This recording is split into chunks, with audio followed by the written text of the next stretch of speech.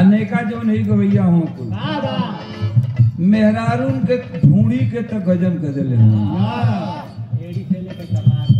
अभेड़ी से लेके कपार तक कोनो अंग बचल ना बा। ओहू में खास तौर से जो ढूंढी बा एकर तक गजन कर दिले कोनो गावता गवैया की मोरा गाना के रस तोरा ढूंढी में सही सही जाता कि ना। अब बतावा कल में फिर के उकिए नहीं के मिला तो का ढूंढिए हौदी हो गई बा। कोनो गवैया गावता कि एकर ढूंढिए में कैसे रे चोप से पेश कहा जाने कुल कुल हमारे जनइबो ना समियाना के चोप एकर ढूंढिए में घो। अब बताओ कहतिया ये बला मरवा कोई नहीं नाता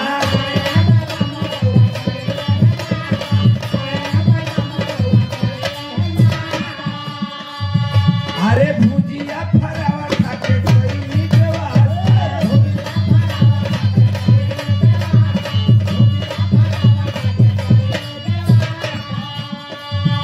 ये बला मरवा कोई नहीं नाता भुजिया फरावा खाके कोई नहीं बेवास्ता ओकर मर्दो स्टाइल वाला हो करो वाली हो जाए बाहर जवान। अरे अब जवान कह देनी तक अब एकरा पर तू कटाक्ष काहे के लगी बाहर जवान तो जवान ने की तक पुरनिया हो गई बनी शंका लगत है तो कहियो देख लिया चेक चेक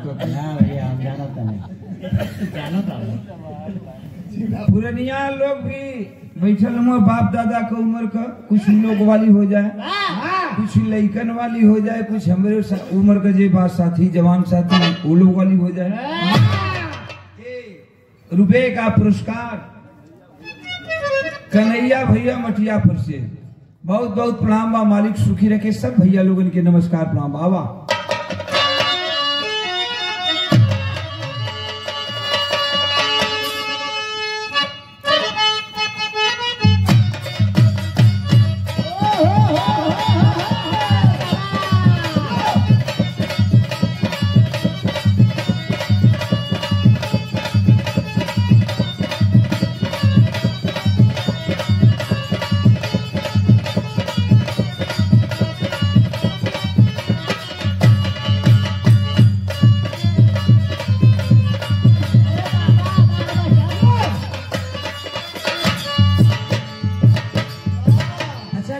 गीत के पीछे कुछ बात होकेला कुछ कहानी होकेला।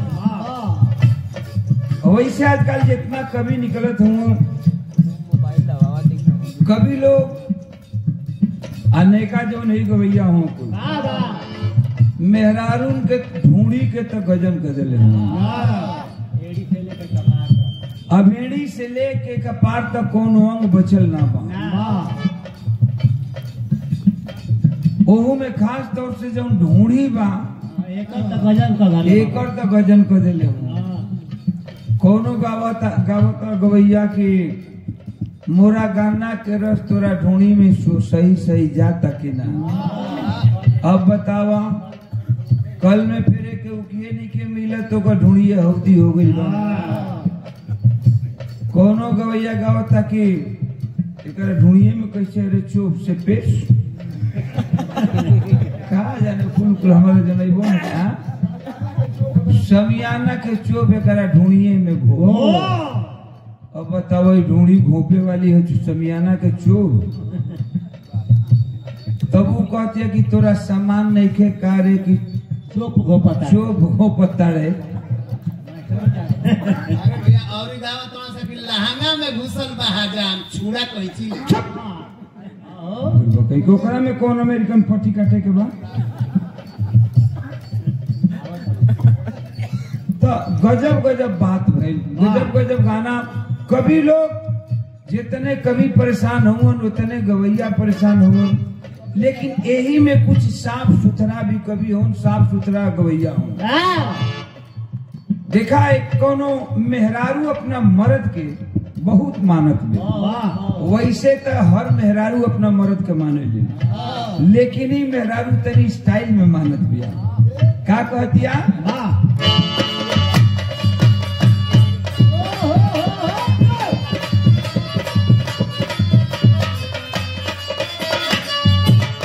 कहतिया कि आइए भला मरउआ कोई नाश्ता,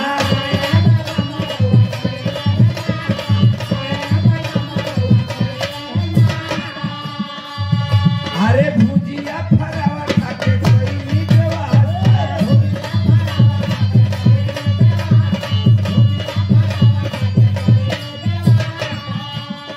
आइए भला मरउआ कोई नाश्ता, भुजिया फरावा खाके कोई व्यवस्था।